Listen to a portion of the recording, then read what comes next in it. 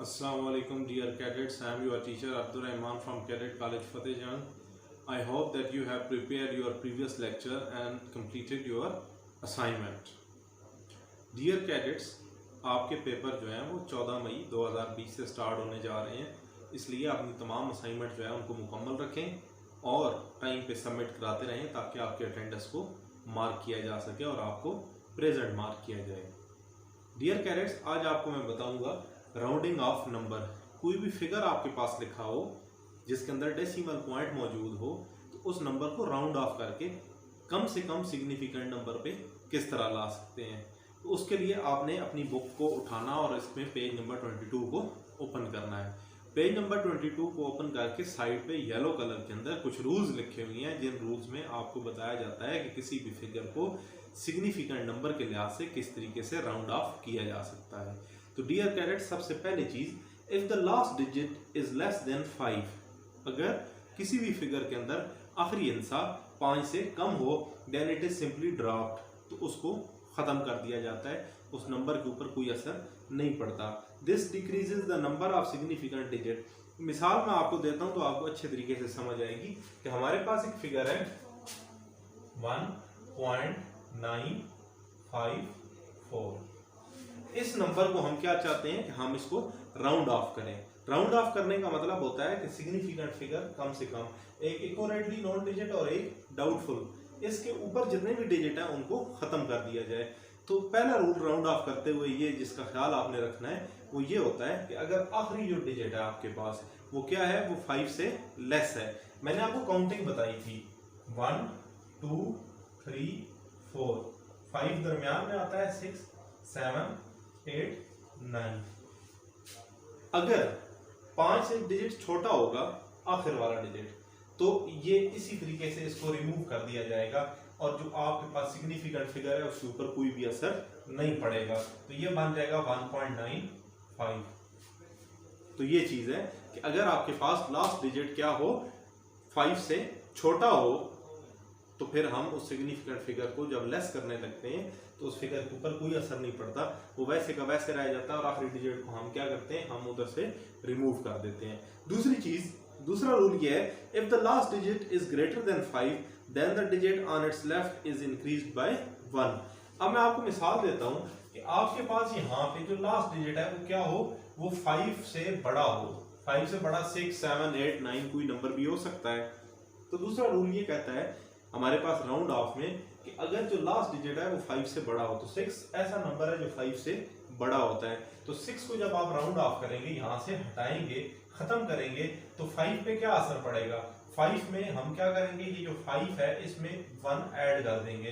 तो 5 में 1 ऐड करें तो क्या हो जाता है 1.96।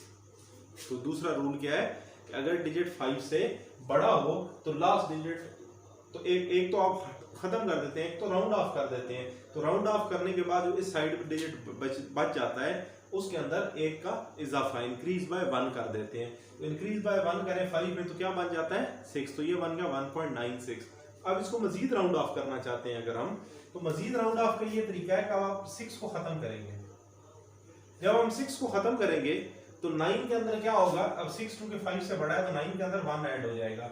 तो 9 के अंदर 1 ऐड हो तो क्या बन जाता है 2, तो ये बन जाएगा 9 और ये आपके पास 1.9 और ये 1 शामिल होकर 10, तो 10 का जो 1 है वो किधर आ गया, इधर आ गया। तो ये 1 और 1 क्या हो जाएंगे 2, तो ये बन जाएगा 2.0। तो इस तरीके से आप राउंड ऑफ कर सकते हैं। उसके बाद हमारे पास जो थर्ड रूल है वो ये है, if the last digit is 5, अगर आखिरी डिजिट आपके पास क्या हो 5 हो, तो फिर क्या होगा, then it is rounded to get nearest even number. तो ये मैं आपको समझाता हूं। डियर कैडेट्स, 2.345 ये एक डिजिट है हमारे पास, सिग्निफिकेंट फिगर है। हमने इसे सिग्निफिकेंट फिगर में बल्कि लेके आना है, फिगर है सिग्निफिकेंट फिगर में हमने इसको चेंज करना है। तो हम राउंड ऑफ करना स्टार्ट करना होता है आखिर से। तो आखिर में आपके पास डिजिट क्या है 5। अगर छोटा हो तो हम तो कुछ भी नहीं करते, इसको उसी तरह उड़ा देते। अगर ये 5 से बड़ा होता तो 1 ऐड कर देते, लेकिन अब यहाँ पे क्या हो रहा है, यहाँ तो 5 है खुद, तो जब 5 आ जाए एंड पे तो 5 को खत्म करते हुए आप क्या करते हैं, ये वाला 5 को तो खत्म करना है, तो 5 से पिछला जो नंबर होता है उसे क्या कर देते हैं, उसे इवन नंबर बना देते हैं अगर वो ऑड हो। तो हमारे पास तो पहले से ही ऑड नंबर इवन नंबर है, तो इवन है तो इस वजह से इसे चेंज करेंगे, ये रह जाएगा 2.34। आ गई बात समझ। एक और एग्जांपल आपको देता हूं। एक नंबर हो आपके पास 2.655। अब हमने इसको राउंड ऑफ करना है, तो लास्ट डिजिट को जब हम उड़ाएंगे 5 है, तो 5 को उड़ाएंगे तो 5 के नियरेस्ट या तो 4 होता है या फिर अगला डिजिट 6 होता है, तो ये बन जाएगा 2.66। आगे समझ। अब इस 6 को जब खत्म करेंगे तो ये 6 इसको क्या कर जाएगा, 7 बना जाएगा, तो 2.7। इस तरीके से किसी भी नंबर को मैथमेटिक्स में या फिजिक्स में या न्यूमेरिकल सॉल्व करते हुए राउंड ऑफ किया जाता है। तो 3 रूल्स का ख्याल रखा जाता है। अगर नंबर छोटा हो 5 से तो कोई असर नहीं पड़ता, नंबर बड़ा हो 5 से तो 1 ऐड करते हैं, और 5 खुद आ जाए ऐड पे तो अगला जो नंबर होता है उसको करीब 3 जो नियरेस्ट इवन नंबर होता है वो बना देते हैं। जैसे कि 5 को उड़ाया तो अगला 5 था, 5 के नियरेस्ट इवन नंबर कौन सा होता है, 6। अगर यहाँ पे 5 है, यहाँ पे 6 है, तो ये 5 हट जाएगा, तो ये 6 क्या है, खुद ही इवन है, तो ये इवन ही रहेगा। डियर कैडेट्स, हमने पढ़ा था साइंटिफिक नोटेशन। साइंटिफिक नोटेशन में हमने ये पढ़ा था कि 10 की पावर लगाना या किसी भी बड़े डिजिट को 10 की पावर में लेके आना या किसी भी बहुत छोटे डिजिट को 10 की पावर में लिखना हमारे पास साइंटिफिक नोटेशन होता है। तो मैं आपको आज बताता हूँ जरा एक प्रैक्टिस का के कि किस तरीके से आप 10 की या 10 की पावर लगाते हैं। तो सबसे पहले कुछ रूल्स होते हैं। पहला सबसे जो रूल आपने हमेशा याद रखना है वो ये है कि अगर किसी भी फिगर के अंदर कोई भी नंबर लिखे हुए हैं उनके अंदर अगर पॉइंट मौजूद नहीं है तो हम फर्ज करते हैं कि पॉइंट हमेशा कहाँ पे है, एंड पे होता है। अगर किसी भी फिगर के अंदर डेसिमल पॉइंट ना लगा हो तो हम क्या फर्ज करते हैं कि वो डेसिमल पॉइंट कहाँ पे है, वो हमेशा एंड पे होता है। नंबर 1 रूल कि decimal point is always at the end. अगर ना हो तब हम ये फर्ज करते हैं कि एंड पे है। और अगर ऑलरेडी लगा हो, अब यहाँ पे नहीं लगा हुआ, अगर नहीं लगा हुआ तो हम फर्ज करेंगे कि ये एंड पे है। अब उधर देखें, उधर ऑलरेडी लगा हुआ है 0.001 लगा हुआ हो, तो फिर आप इसे कहाँ पे लेके जाते हैं, फर्स्ट नॉन जीरो डिजिट के बाद। तो पॉइंट हमेशा मूव कर जाता है अगर मौजूद हो पहले से, तो फर्स्ट नॉन जीरो डिजिट के बाद। अब हम इन 2 रूल्स को ध्यान में रखते हुए ये ड्रिल करते हैं। सबसे पहले देखें 1000। क्या 1000 में पॉइंट लगा हुआ है, नहीं लगा हुआ, तो इसे आप किस तरह लिख सकते हैं साइंटिफिक नोटेशन में कि सबसे पहले रूल नंबर 1, पॉइंट ना अगर लगा हुआ हो तो कहाँ पे होता है, एंड पे। पॉइंट अगर ना लगा हुआ हो तो कहाँ पे होता है, एंड पे। रूल नंबर 1 मुकम्मल हो गया। अब हम मूव करते हैं रूल नंबर 2 की तरफ। रूल नंबर 2 हमारे पास क्या कहता है, रूल नंबर 2 ये कहता है कि पॉइंट हमेशा चला जाता है, अगर लगा दिया जाए तो पॉइंट पे कहाँ पे जाता है, फर्स्ट नॉन जीरो डिजिट के बाद। फर्स्ट नॉन जीरो डिजिट का मतलब है उस हिस्से के बाद जाता है फर्स्ट का मतलब पहला, और पहला कैसा, जो कि 0 ना हो। तो यहाँ पे 1 जो है वो 0 नहीं है, तो पॉइंट जाएगा 1 2 3। तो पॉइंट ने क्या किया, पॉइंट हमारे पास मूव करके आ गया 1.0। इधर मूव करके आ गया, कितने जंप किए पॉइंट ने, 1 2 3। तो इसका मतलब है 10 की पावर 3, लेकिन 10 की पावर कौन सी, प्लस। तो पॉइंट जब इस तरफ जाएगा, डियर कैडेट्स, पॉइंट जब इस तरफ जाएगा तो पावर आएगी प्लस में। हमें ये पता चला कि पॉइंट जब हमारे पास इस साइड पे, लेफ्ट साइड पे चल पड़ता है तो हमारे पास क्या हो जाता है, पॉजिटिव वैल्यू आती है 10 की। अब हम इधर ड्रिल करते हैं। रूल नंबर 1, पॉइंट अगर मौजूद ना हो तो पॉइंट हमेशा कहाँ पे होता है, एंड पे होता है। तो हम पहले रूल मुकम्मल। दूसरा रूल ये कहता है कि पॉइंट अगर लगा दिया जाए तो फिर पॉइंट कहाँ पे चला जाता है, फर्स्ट नॉन जीरो डिजिट के बाद। तो फर्स्ट नॉन जीरो यहाँ पे क्या है, 2 पहला डिजिट है और है भी नॉन जीरो। नॉन जीरो का मतलब है ऐसा डिजिट जो 0 ना हो। तो ये पॉइंट जाएगा इधर और फिर इधर, तो ये बन जाएगा 2.98। 2 दफा पॉइंट ने जंप किया तो इसका मतलब 10 की पावर 2। अब पॉइंट इस तरफ आया ना, जिस तरफ मैंने एरो लगाया हुआ, तो पॉइंट पावर क्या आएगी, प्लस में। तो प्लस आपको लिखने की जरूरत नहीं होती, माइनस हो तो वो हम लिखते हैं, प्लस लिखने की जरूरत नहीं होती। फिर हमारे पास तीसरा एक एग्जांपल मौजूद है। अब इस एग्जांपल में देखें तो रूल नंबर 1 लगाने की जरूरत है नहीं है। रूल नंबर 1 क्या कहता है, पॉइंट ना हो तो हमेशा एंड पे होता है। अब यहाँ तो आपको लगाने की जरूरत नहीं है, पॉइंट तो ऑलरेडी लगा हुआ है। जब पॉइंट लगा हुआ है तो रूल नंबर 2 अप्लाई करेंगे।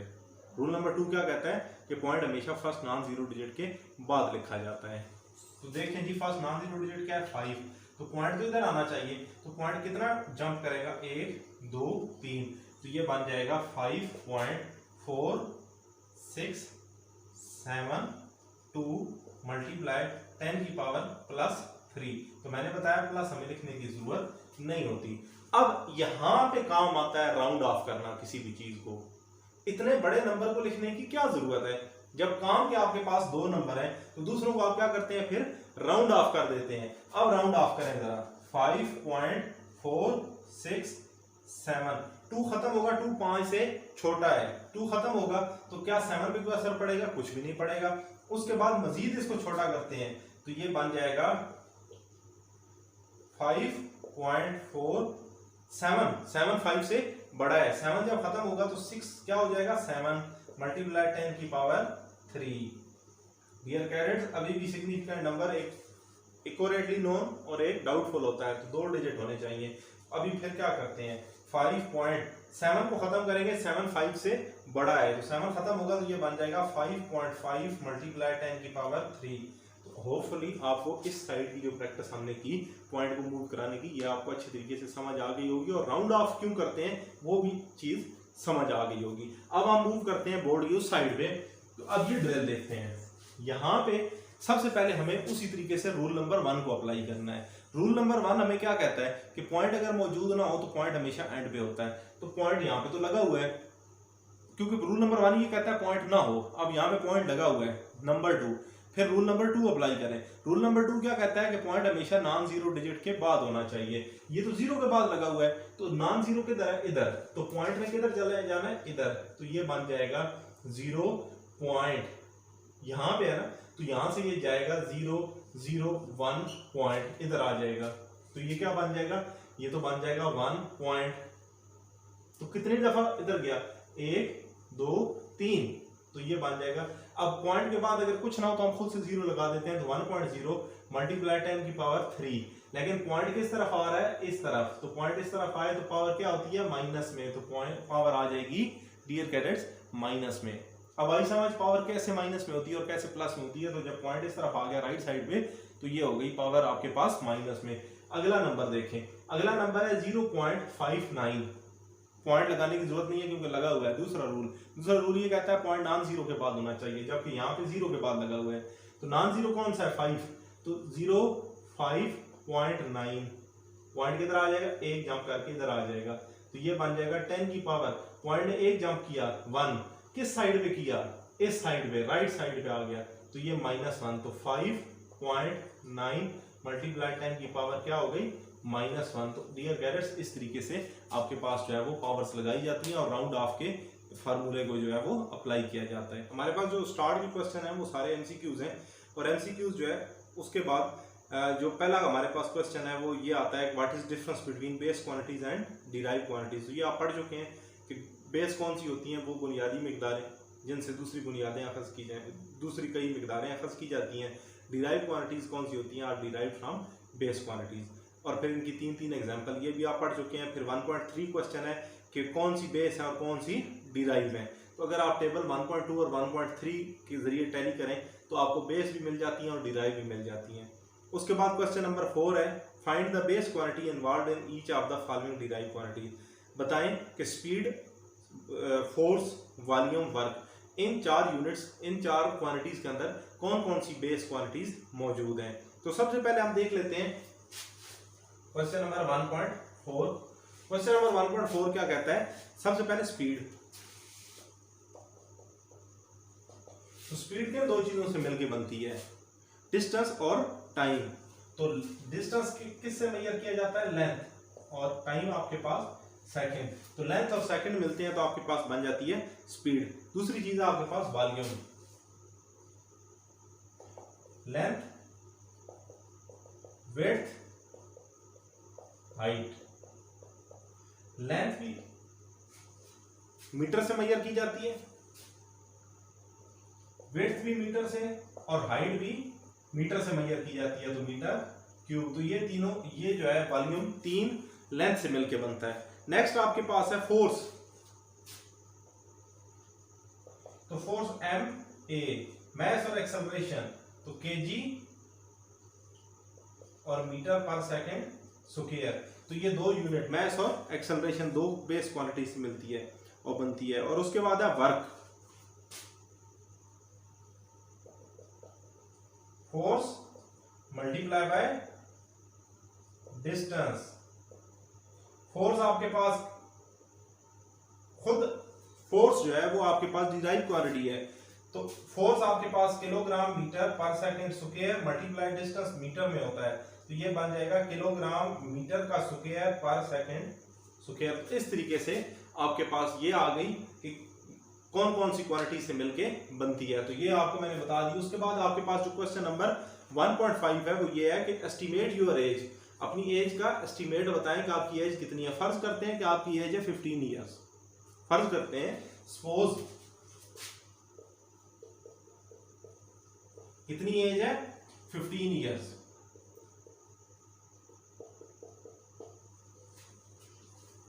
हम फर्ज करते हैं कि एज है 15 ईयर्स। अब अगली चीज, हर साल के अंदर कितने डेज होते हैं, 1 ईयर, हर साल के अंदर कितने दिन होते हैं, 365 डेज। और हर दिन के अंदर कितने आवर्स होते हैं, 1 डे इज इक्वल टू। अब क्वेश्चन आपका ये था कि estimate your age in second, तो सेकंड में मेजर करनी है एज। तो अब हम सेकंड के लिए कर रहे हैं, तो पहले साल 15 थे, फिर 15 सालों में एक साल को लिया, फिर एक साल में एक दिन को लिया, फिर एक दिन में घंटे कितने हैं, फिर हर घंटे में कितने मिनट्स होते हैं, कितने सेकंड होते हैं। इस तरीके से स्टेप बाय स्टेप हम नीचे की तरफ आएंगे। तो 1 डे कितने, 24 आवर्स।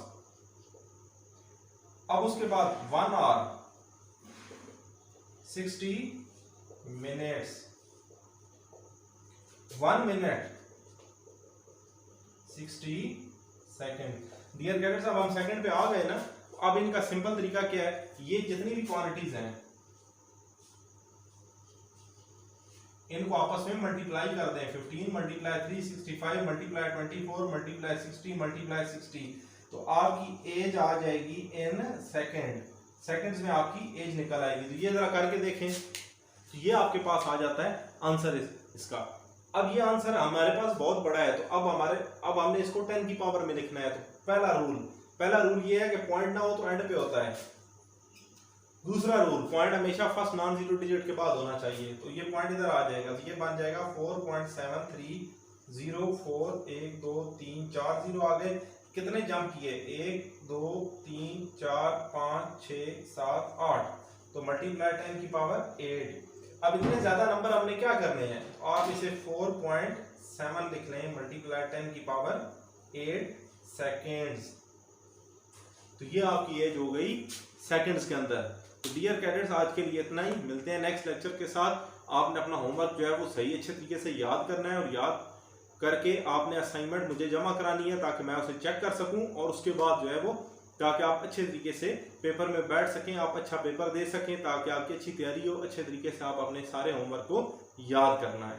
तो आज के लिए बस इतना ही, अब मिलते हैं होमवर्क वाली वीडियो में।